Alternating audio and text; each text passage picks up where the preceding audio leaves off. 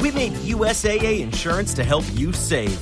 Take advantage of discounts when you cover your home and your ride. Discover how we're helping members save at USAA.com/bundle. Restrictions apply. On today's Smart 7, Braverman just won't quit, Hamas suspend hostage negotiations, and lots more. It's Monday 13th of November, it's World Kindness Day, and happy birthday to Whoopi Goldberg. The Smart 7. It's news, but not the news.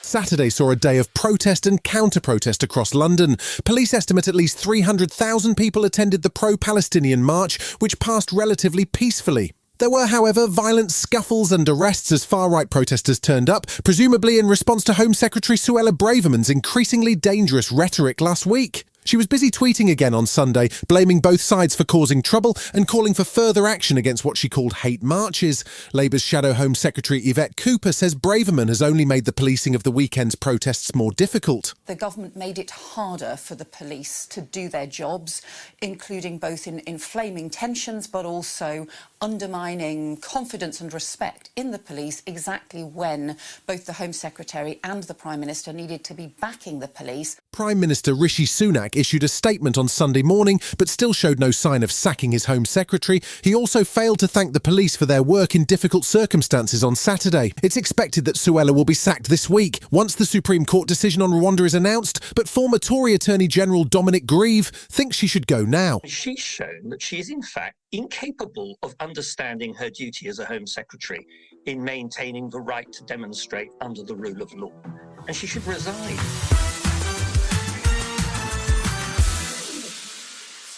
This weekend saw the Al-Shifa Hospital, one of the largest in Gaza, encircled by the Israeli military as intense fighting took place.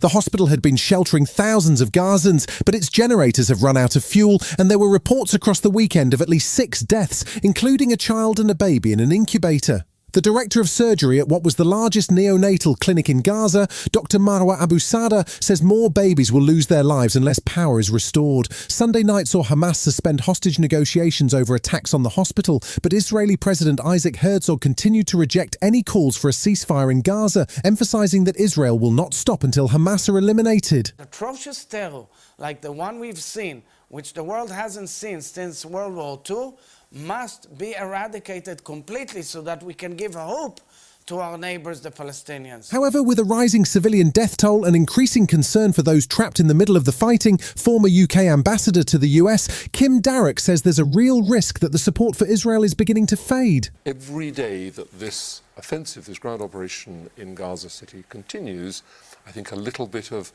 Western's public support, media support and maybe political support ebbs away.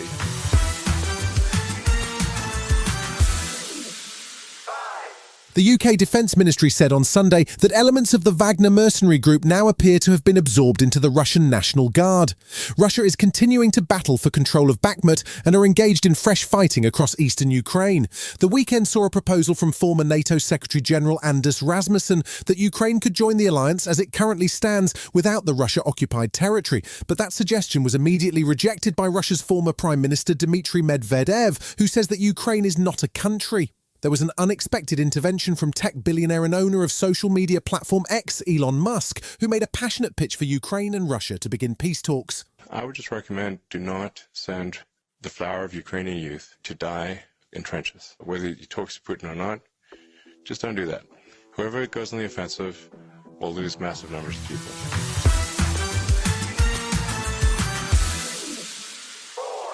The online safety bill finally became law last month. It brings a new level of regulation across big tech, including Meta and Apple, intended to keep inappropriate content away from young eyes. The bill also includes a crackdown on illegal material and sexual exploitation or revenge porn. The regulation of the new legislation falls to Ofcom, and its chairman, Lord Grade, appeared on the BBC on Sunday to answer questions on how the regulator will cope with the scale of their new responsibilities. He was also asked about the 14 investigations ongoing into GB News. I have worries about freedom of speech and freedom of expression on the airwaves. That's what concerns Ofcom. Our job is to ensure that there is plenty of choice and freedom of expression on the airwaves. That means some people will always be offended by stuff, but there's no rule that says you can't be offended. Still to come on the Smart 7, drama at Stamford Bridge, and what it's like to have Samuel L. Jackson as your bestie, right after this. Ryan Reynolds here from Mint Mobile. Not only have I been the owner of Mint Mobile for the last few years, I've also been a customer. I don't know if you knew this, but anyone can get the same premium wireless for $15 a month plan that I've been enjoying. It's not just for celebrities. So do like I did and have one of your assistants switch you to Mint Mobile today. I'm told it's super easy to do at mintmobile.com/switch. New activation and upfront payment for 3-month plan required. Taxes and fees extra. Additional restrictions apply. See mintmobile.com for full terms.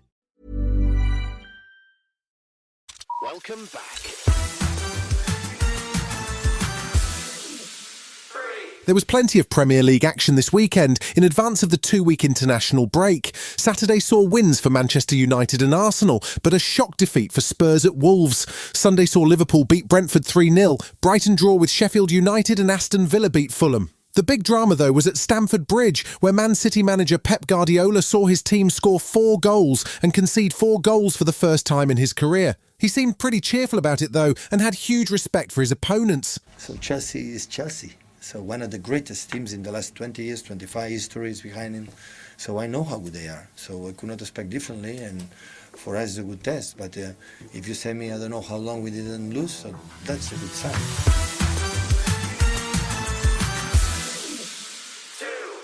This weekend saw Marvel's latest movie hit cinemas. It's called The Marvels, and it hasn't exactly set the box office alight. It stars Brie Larson, Samuel L. Jackson and Iman Vellani as Ms. Marvel, and it's the sequel to 2019's Captain Marvel. Even if it's not setting records at the box office, it sounds like it was a fun set to work on, as Brie Larson explained to Jimmy Fallon what it's like to be besties with Samuel L. Jackson, although he does sound a bit like your granddad when it comes to viral videos. He's really big on emojis, I can say that, and he's also the person that will send me like videos of people falling or like videos of like corgis in inner tubes going down the river, you know, and if I don't respond quick enough, he's like, are you okay? You know, like, he's like, did you see my funny video? Yeah, hello. What I sent, like the Dr. Pepper like went crazy. Are you not enjoying that?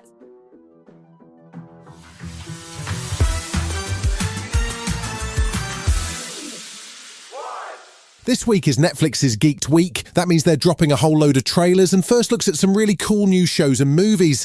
One that dropped this weekend is a teaser for a movie called Damsel. It stars Millie Bobby Brown, Angela Bassett, Robin Wright and Ray Winston in a story about a damsel who thinks she's marrying a prince but ends up getting sacrificed to a fire-breathing dragon. That's why they call it Tinder, I guess. It drops in 2024. For generations, it has been our task to protect our people. So tonight, you join a long line of women who have helped to build this kingdom. The price is dear, but so too the reward. You've been listening to The Smart 7. We'll be back tomorrow at 7 a.m. Hit that follow button and have a great day. Give us 7 minutes, we'll give you the world.